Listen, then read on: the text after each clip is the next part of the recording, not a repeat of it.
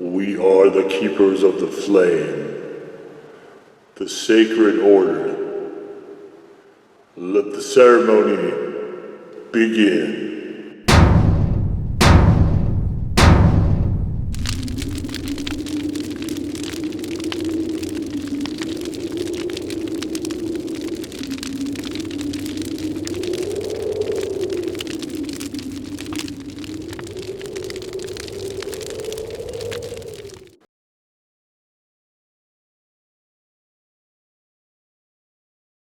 And today, faithful acolytes, we take a look at this. And what this is from Blair's Salsa de la Muerte. If we want a word-by-word translation, salsa of the death, or death sauce. Sauce of the death. And can't quite make out what those letters are. Con chipotle, with chipotle, and what is this? Siéntase vivo. I may be butchering that, which of course is feel alive. All right, and this whole thing, except for the address, is actually all in Spanish, so I don't know how well I'm going to be able to translate this. This apparently is uses, which I'm not even going to attempt that. Let's look at ingredients. All right, so ingredients, they used to have English on the label, and they definitely have gotten away from that. So there is no artificial preservatives in this. So we have habaneros, rojos y... Oh my goodness, I can't read that other word. I'm not even going to try. So we have red and orange habaneros. Vinagre, vinegar of course. Pimienta de cayena fresca, so fresh cayenne peppers. Ajo triturado. I don't remember what that is. Chipotle, I know what that is. Jugo de lima, juice of lime. We've got cilantro and herbas y especias frescas, which I believe is just going to be fresh herbs and spices, possibly. So, yep, I am so glad to see this back, though. I was looking around for this. I remember this being one that I had liked quite a lot. And I remember just looking around for it everywhere and everywhere. Yeah, we got this clotted in the neck here. Oh. All right, so let's see if we can break that loose. All right, so we successfully broke it loose. All right, let's try to reincorporate that. No preservatives and emulsifiers and stuff. You kind of run into that here and there. All right, so this, when I found it actually in Albuquerque when I was down for the Fiery Show of 2022. And I remember liking the sauce. I don't remember it being this sort of brownish mole color, but I do remember liking the flavor more than the death sauce. And I can't remember I'm trying to remember if I found it hot or not. I know that there was supposed to be more habaneros and more chipotle, but this is far runnier than the death sauce. I mean, look at this. This is a very, very loose sauce. It's got a very nice mole-ish look to it, though, I think. This sort of reddish brown with little flecks of stuff in there. Very nice. I like this. It's not quite as appetizing to me as the regular death sauce, because I guess when I think of hot sauces, I think more of red. It's just an association I've had in my mind, and I think that's for a lot of us. Our first association with hot sauce was Tabasco, or coming through with maybe like a La Victoria or something like that, taco sauce. And those are very red sauces. So I think we kind of get primed for that association early, as chili heads. But anyway, that's just I don't know, maybe it's me, maybe it's me and you and other people, I don't know. Just an association I have. That's why I really struggle with some of the really bright green sauces because green is something we associate with something not being ripe, among other things, and it's just kind of weird the visual cues that go into whether something is appetizing and enticing or not. Anyway, that aside, let's get into the taste.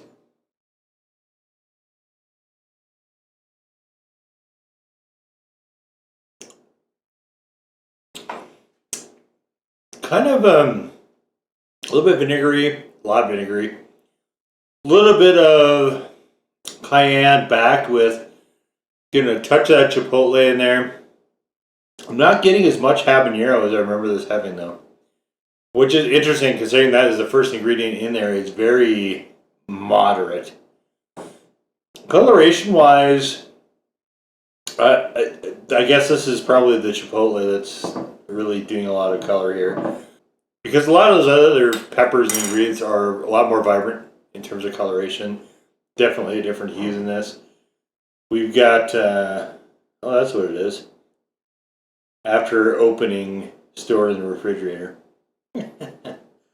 Oh, yeah. And there's the slogan about great karma.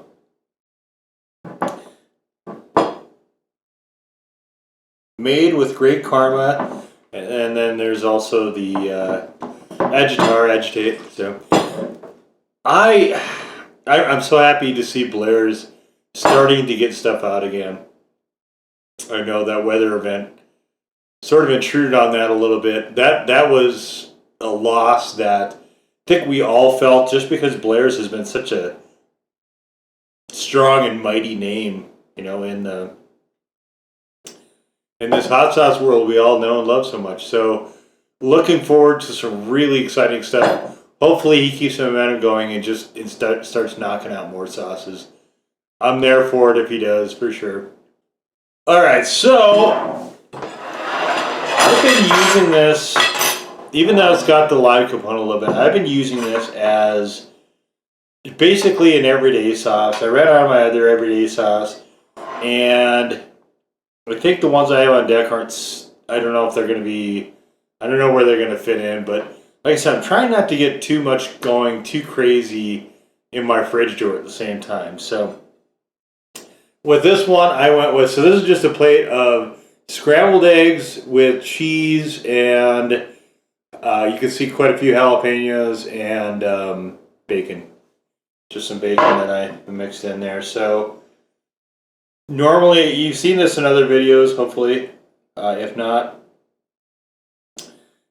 the hops video, I think I went through some of what I do as far as these breakfast burritos go. Usually I put this in our tortilla and go for a breakfast burrito, but we're not going to do that. We're going to just have the eggs here like so. All right. Get a good amount on there. This works, actually, quesadillas. I don't remember the name. I don't remember the Spanish word for eggs. I mean, I know what it is. It's eluding me right now. That's fine. It's fine. But I love this sauce on eggs. I think it is just phenomenal. So, all right, let's get to it.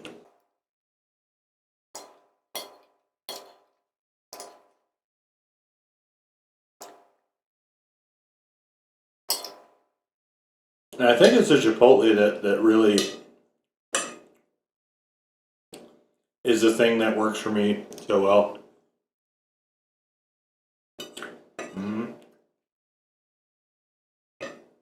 This is a fairly low heat sauce, though.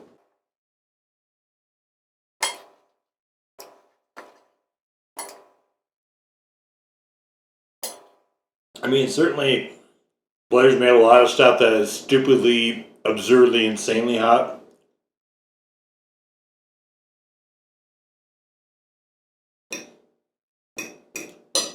This is not among those things, though.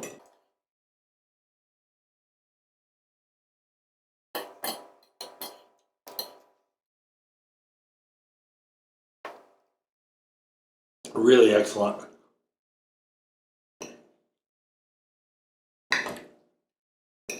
Meshing wonderfully with the bacon and the cheese.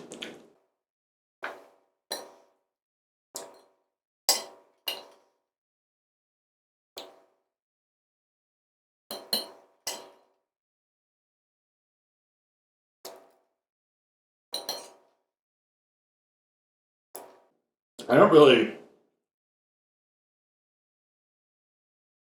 cook down the jalapenos very much either.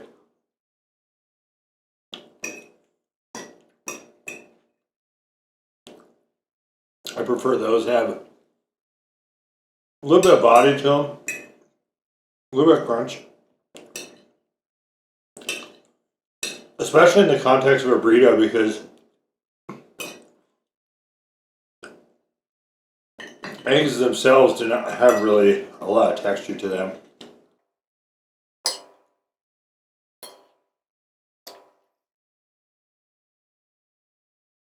That's why you have to have some crunch.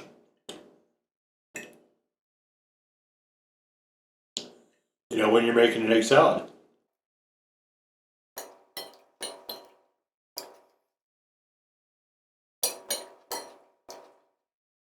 If not for me, you know, it's really just a touch unsatisfying.